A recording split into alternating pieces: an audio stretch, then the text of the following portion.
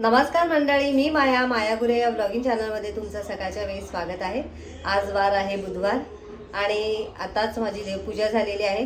त्याचबरोबर सकाळची जी काही कामं आहेत ती सुद्धा कामं झालेली आहेत। आता मला नाश्ता करायचा आहे। आता नाश्त्यामध्ये मी भाजी चपातीच करणार आहे, म्हणजे खाणार आहे। केतकी स्कूलमधून आलेली आहे, तिची एक्झाम चालू आहे, त्यामुळे तिने सुद्धा आत्ताच नाश्ता केलेला आहे। तर चला मग व्हिडिओ शेवटपर्यंत नक्की पहा। इथे तुम्ही बघू शकता देवांची पूजा झालेली आहे माझी आत्ताच, आणि इथे स्वामी आहेत। मागच्या आठवड्यामध्ये आम्ही शेगावला आणि संभाजीनगरला गेलो होतो, कारण केतकीला क्रिसमसची सुट्टी होती आणि मागच्या 2 वर्षापासून आम्ही शेगावला जाण्याचा प्लॅन करत होतो। त्यामुळे यावेळी जाण्याचं आम्ही पक्कच केलं होतं। आम्ही जेव्हा शेगावला गेलो तेव्हा आम्हाला आनंद विहार या भक्तनिवासाची माहिती मिळाली, त्यामुळे आम्ही तेथे गेलो। परंतु क्रिसमसची सुट्टी असल्यामुळे तेथे बरेच भाविक शेगावला आले होते आणि ऑलरेडी आनंद विहार येथे भाविकांची गर्दी झाली होती, त्यामुळे आम्हाला तेथे जागा उपलब्धच झाली नाही। परंतु नेक्स्ट टाईम आम्ही जेव्हा शेगावला येऊ तेव्हा नक्की आम्ही आनंद विहारमध्ये स्टे करण्याचा प्रयत्न करू, कारण तेथील वातावरण आणि तेथील परिसर आम्हाला खूप आवडला होता। शेगावच्या मंदिराबद्दल तुम्हाला मला एक सांगायचं होतं की तेथील मंदिर खूप सुंदर आणि सुटसुटीत आणि स्वच्छ असा परिसर, जागोजागी सेवक होते, ते थोडीसुद्धा अस्वच्छता आणि मंदिराची शिस्त, शांतता आम्हाला खूप आवडली। आमचे मन खूप प्रसन्न झाले होते। आम्ही 2 वेळा मंदिरात जाऊन महाराजांचे दर्शन घेतले। वेरूळ लेणी पाहताना सुद्धा आम्हाला खूप मजा आली।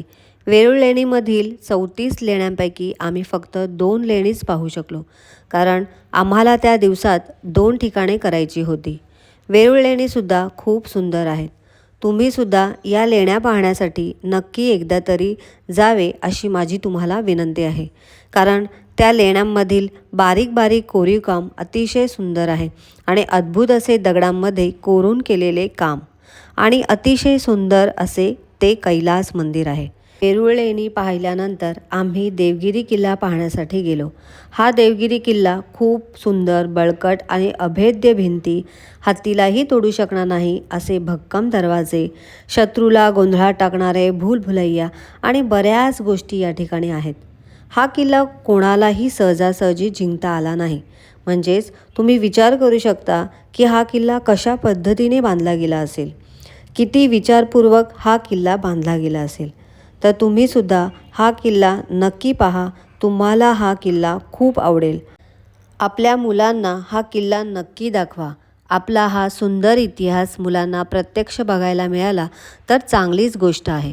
आजकाल आपण आपल्या मुलांना रिसॉर्टला नेतो, तसेच गेम खेळण्यासाठी आधुनिक गेम घेऊन देतो, त्यापेक्षा आपल्या ऐतिहासिक किल्ल्यांची माहिती प्रत्यक्ष नेऊन त्यांना दिली पाहिजे, जेणेकरून मुलांना ते जास्त आवडीचे वाटेल।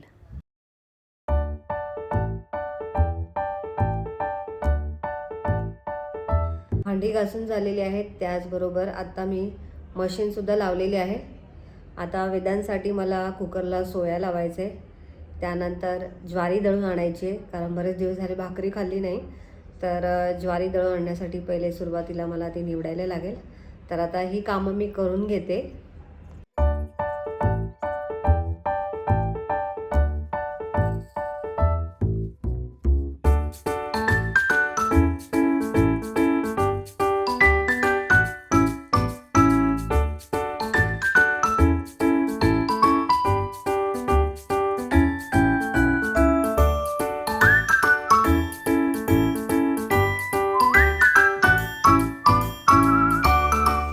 आता 5:30 वाजलेले आहेत आणि केतकीला भूक लागली आहे, त्यामुळे मी तिच्यासाठी घावणे बनवते। तर इथे माझ्याकडे रेडीमेड घावण्याचं पीठ आहे।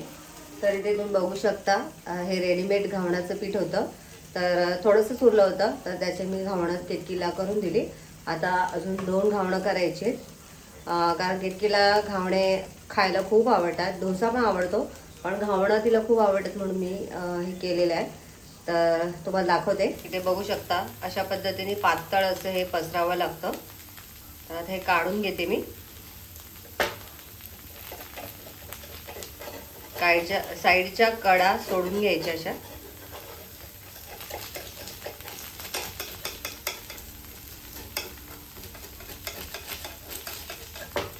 आणि आता इथे हे घावण मी काढलेलं आहे, तर जरा थोडंसं कुरकुरीत झाल्यामुळे ते तुटायला लागलं आहे. तर आता मी हे केतकीला देते खायला. की तू घे, ए बाळा घे. कुरकुरीत झालंय का? आवडला ना? जरा जास्तच कुरकुरीत झालंय. तर आता इथे शेवटचा मस्त कुरकुरीत झालेला आहे.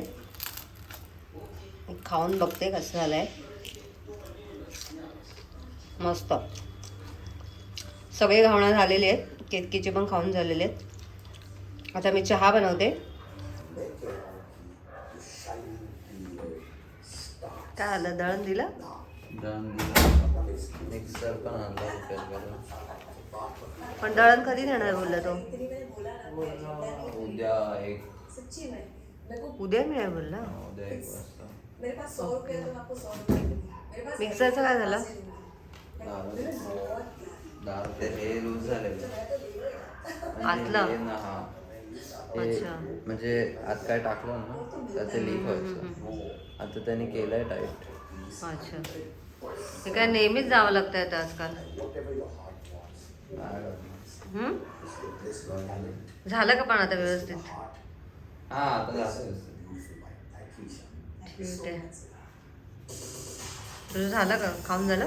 हा. तर मग हांतरून टाक आणि झोप.